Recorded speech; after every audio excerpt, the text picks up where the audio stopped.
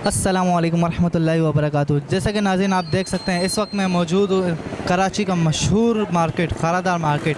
आइए तो नाज़रीन आज यहाँ के ताजर पार्टी से हम लोग मुलाकात करेंगे। आइए तो नाज़रीन चलते हैं। सलाम भाई क्या हाल है? खैरियत, अल्लाह का शुक्र। अच्छा, ये पूरी मार्केट बंद हो गई है तो ये कोरोना वायरस की वजह से बंद है? जी हाँ, कोरोना वायरस की वजह से बंद है। तो ये हुकूमत की वजह से हुकूमत कहती है आपको कि 5 बजे बंद कर दो। हुकूमत ही बोलती है 5 बजे बंद करेंगे।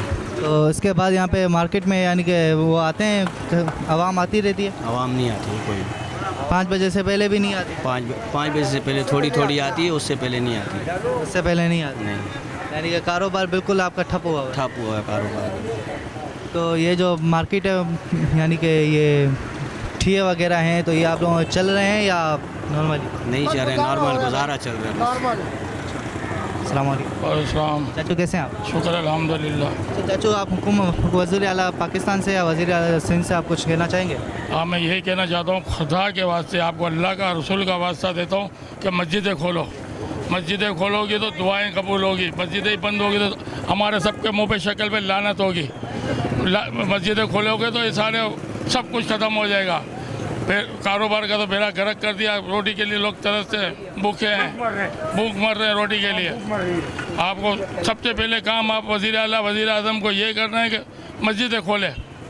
मस्जिदें खोलेगा सारी कॉलोनियाँ दूर हो जाएगी। जब हम अल्लाह के घर दुआ कहाँ जाके करें? घर हम देखो, एक मिसाल है छोटी सी कि हम मस्जिद में नमाज़ पढ़ेंगे तो हमारी नमाज़ पढ़ने की बात अलग होगी, और घर पे पढ़ेंगे तो हमें पता भी नहीं होगा हम क्या नमाज़ पढ़ रहे हैं। सही। तो मस्जिद में नमाज़ बैठ के पढ़ेंगे तो अल्लाह ताला हमारी दुआएं भी सुनेगा। इंशाअल्लाह। अब मस्जिद ही बंद होगी तो अल्लाह ताला दुआएं कहाँ से सुनेगा? वज़ीर आला वज़ीर आज़म से मेरी दरख्वास्त है, खुदा के वास्ते मस्जिदें खोलो। जब से मस्जिदें बंद की हुई है, लोगों का बेड़ा गर्क हो गया। लोग रोड पे आ गए, लोगों के पास खाने को नहीं है, लोग भूख मर रहे हैं, और उनको राशन मिल रहा है जो डबल 50 मरतबा घर पे राशन लेके, अब 50 मरतबा घर पे राशन लेके गए, और जाके भी वो स्टोरों पे जाके बेच देते हैं राशन। वो गरीब को, वो हकदार को, किसी को राशन नहीं मिल रहा। यूसी में बोलते थे फॉर्म जमा कराओ, ये जमा कराओ, मोबाइल नंबर दो, ये सब कुछ तय किया है, फिर भी एक के घर पे राशन नहीं पहुँचा है। खुदा के वास्ते मस्जिदें खोलो सबसे पहले, इसके बाद दुकानें खोलो। कोरोनिया वगैरह एक भी नहीं होगा इंशाअल्लाह। अल्लाह ताला की शान होगी। 1 हफ्ते के अंदर सब खत्म हो जाएगा। 1 हफ्ते में भी नहीं, 24 घंटे में ख़त्म हो जाएगा। जब मस्जिदें खुलेगी तो, मस्जिदें नहीं खुलेगी तो तुम मीडिया पे बैठे बैठे बस बातें करो, हम ऐसे हम ऐसे हम ऐसे। तो इनको क्या फिक्र है? इनके पास तो करोड़ों के बंगले हैं, करोड़ों की गाड़ियाँ हैं, करोड़ों रुपये इनके बैंक अकाउंट में हैं। हमारे दिल से पूछो कि हम किस तरह दुनिया में अपनी ज़िंदगी बसर कर रहे हैं। हम तो फिर भी अल्लाह का शुक्र है कि चलो कुछ थोड़ा बहुत खाने को तो हमारे घर पे है, लेकिन जिनके पास नहीं है उनसे पूछो। कसम खुदा की, पूरी मार्केट में आप पूरे कराची में घूमो ना, आपको कोई 2000 रुपये उधार नहीं देगा ना। आपका अपना भाई आप काम आएगा ऐसे टाइम में।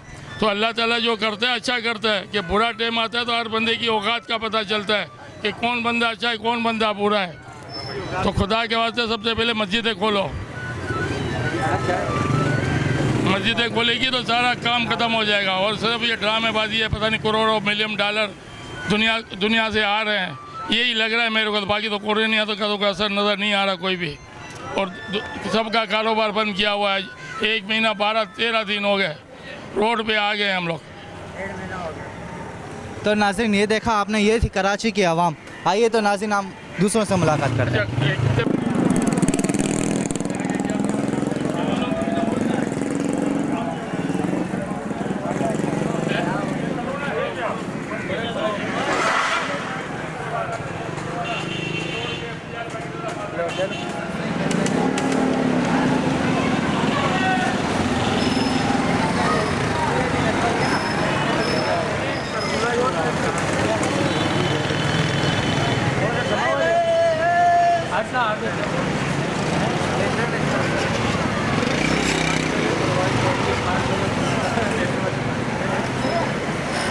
बाबा जुलम हो रहा है, बाबा जुलम हो रहा है।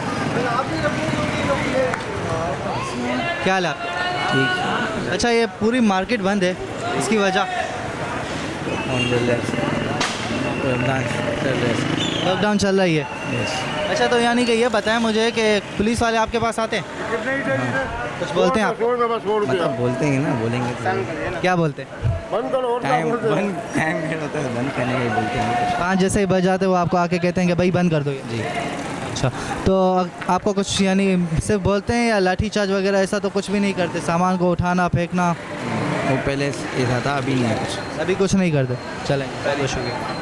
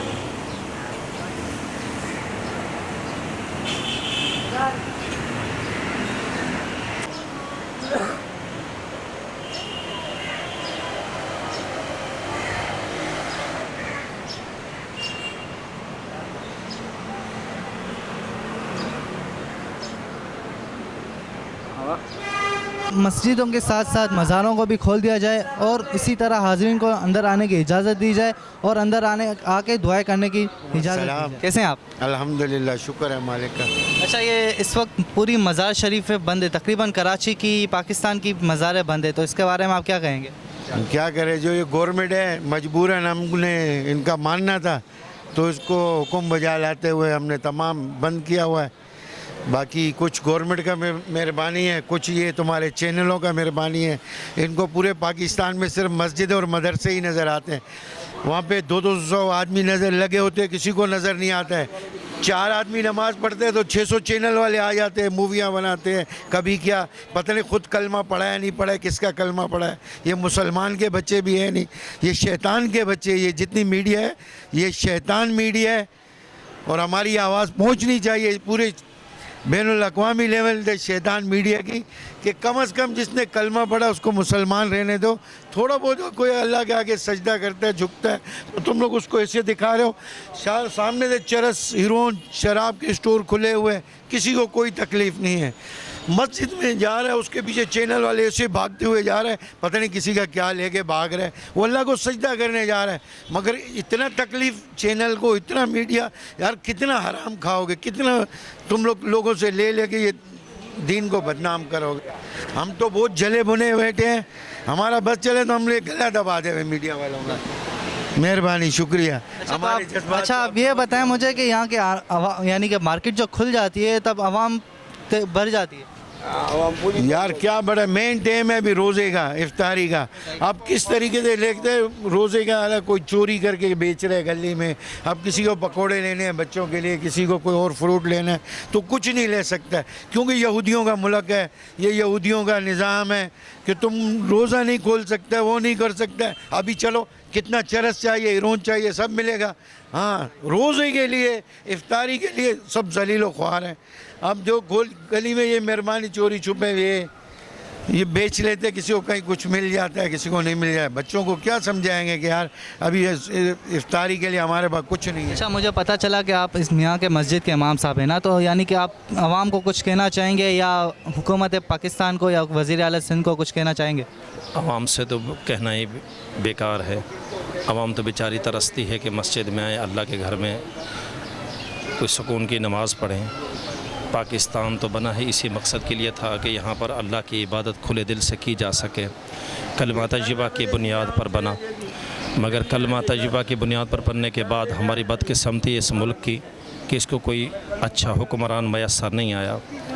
जो अच्छा हुक्मरान मिला उसको मरवा दिया गया, तमाम की फ़ैलें भी क्लोज़ कर दी गई, कोई पूछने वाला, कोई परेशान हाल नहीं है। यहाँ पर अगर हुक्मरानों की बात करें तो उनको मस्जिदों से किसी किस्म की कोई दिली मोहब्बत नहीं है। ये कोई इतना बड़ा इशू नहीं था कि कोरोना की वजह से सबसे पहले मसाजिद और मदारिस को बंद करने का कहा गया। बड़ी अजीब सी बात है। उसके बाद फिर मार्केटें बंद की गईं जब आवाम नास ने ज़ोर दिया कि भाई मस्जिदें क्यों बंद हैं, मदारिस क्यों बंद हैं, मार्केटें क्यों खुली हुई हैं। फिर उसके बाद मार्केट, शादी हाल वगैरह इसका ऐलान हुआ था। ये बातें भी तारीख़ के अंदर गवाह हैं। हमारी नस्लें जब इसको आगे पढ़ेंगी तो वो क्या सोचेंगी कि मुल्क पाकिस्तान जिसको कलमा तजर्बा की बुनियाद पर हासिल किया गया था, वहाँ पर इस तरह के हालात भी आए कि लोगों को मस्जिद के अंदर अल्लाह के घर में आने से ही रोक दिया गया था। क्या कुरान पाक का फरमान उस वक्त के हुक्मरानों ने नहीं पढ़ा था? अमन अज़लम मिम्मन मनअ मसाजिदल्लाहि अन युज़करा फ़ीहा इस्मुहु व सअ फ़ी ख़राबिहा। उससे बढ़कर ज़ालिम कौन है जो अल्लाह का ज़िक्र करने के लिए अल्लाह के घर से रोकता है। किसी भी न किसी बहाने से मसाजिद के अंदर से नमाजियों को रोका जा रहा है। शुरू में रमज़ान से पहले तो नमाज़ पढ़ने की हालत तो अबतर होती थी कि कोई बंदा घर से निकलता था नमाज़ पढ़ने के लिए, सबसे पहले गली के चारों कोनों की तरफ देखता था कि कोई मुझे देख तो नहीं रहा, कोई मोबाइल तो नहीं है, कोई रेंजर की गाड़ी तो नहीं, कोई आर्मी का लड़का तो नहीं खड़ा हुआ, कोई सिपाही तो मौजूद नहीं है कि मैं मस्जिद में जाते हुए कहीं गिरफ़्तार ना हो जाऊँ। वो अल्लाह के घर में आना चाहता था मगर उसको नहीं आने दिया गया। ऐसे मुल्क के अंदर जिसके वो बनाया ही इसी मकसद के लिए गया था कि जिसमें अल्लाह उसके रसूल की बात हो, मस्जिदें आबाद हों, और अल्लाह के घर से अगर बंदे को शिफा नहीं मिलती, हस्पताल शिफा देने के लिए बने हैं, डॉक्टर शिफा देने के लिए तुले हुए हैं, मेडिसन लेके लोगों को जो ट्रीटमेंट कर रहे हैं। आज तक हमने बहसियत इमाम होने के, मैं हल्फन भी कहूँ गलत नहीं होगा, अभी तक ऐसा कोई शख्स मुझे नहीं मिला जिसने ये कहा हो कि मेरा कोई अज़ीज़, मेरा कोई रिश्तेदार जो है वो कोरोना की वजह से उसका इंतकाल हुआ हो।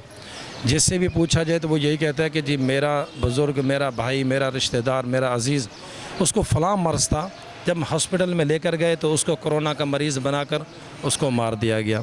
लाश भी वापस नहीं की गई और उसको अपने ही तरीके से गवर्नमेंट ने उसकी तजहीज़ व तकफ़ीन कर दी है।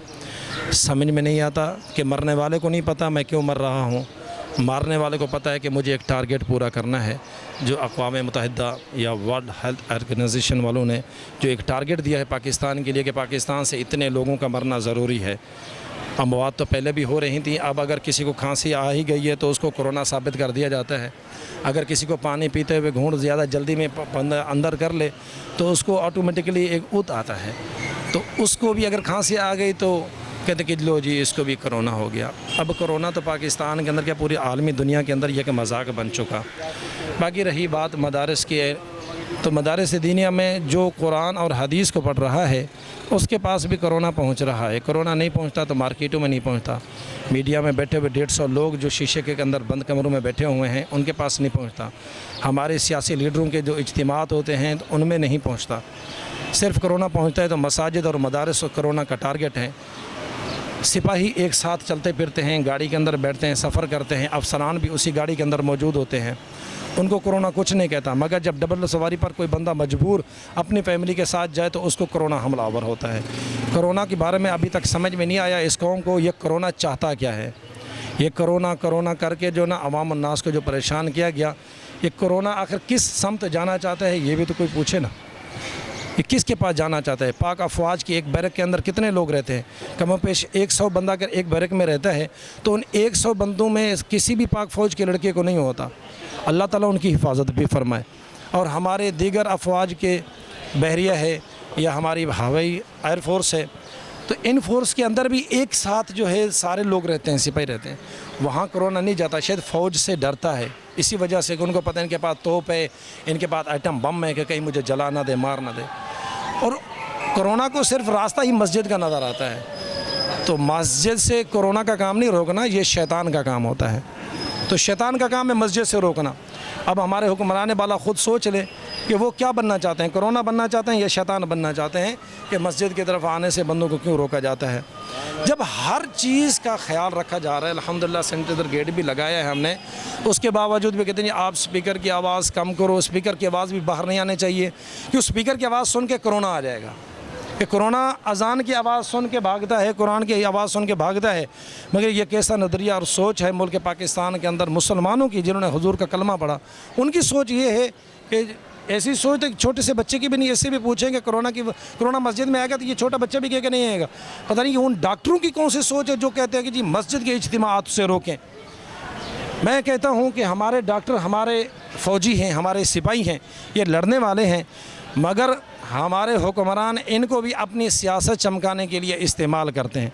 यहाँ पे डॉक्टरों को ब्लैकमेल किया जाता है कि ब्लैकमेल करके आप उनसे कोई भी बयान दिलवा दें। इसी तरह मुझसे भी कोई ब्लैकमेल करके कोई भी बयान दिलवा दें। अगर मेरा ईमान कमज़ोर होगा तो मैं ब्लैकमेल होकर कुछ भी बक सकता हूँ। और इसी तरह डॉक्टर हज़रात हैं तो उनको ब्लैकमेल किया जा रहा है।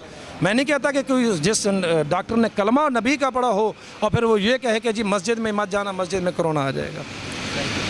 कुछ तो फ़र्क होना चाहिए हस्पताल का और मसाजिद के दरमियान में, कुछ तो ख्याल होना चाहिए। अब इन पब्लिक के दरमियान ये बेतरतीब बैठे हैं, ये बेतरतीब खड़े हुए हैं आपके बराबर मेरे दिगर। आप मार्केट में जाएँ, सामने आपके सामने सैकड़ों की तादाद में लोग मौजूद हैं।